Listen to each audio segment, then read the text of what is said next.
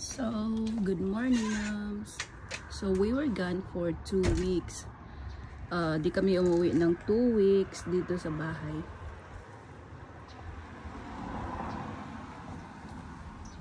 And then, ganyan na yung grass.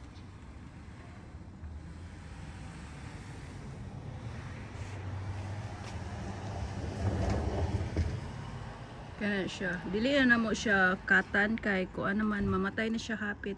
And if you can see across the road, diba yellow na siya. So, di na mo siya kung anong hilabtan. Sagdahan na lang na mo siya. Nga mamatay. Pero akong mga bulak, okay ra gyapon.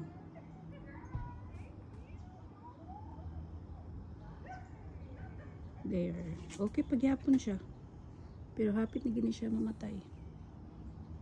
Hapit na siya mamatay.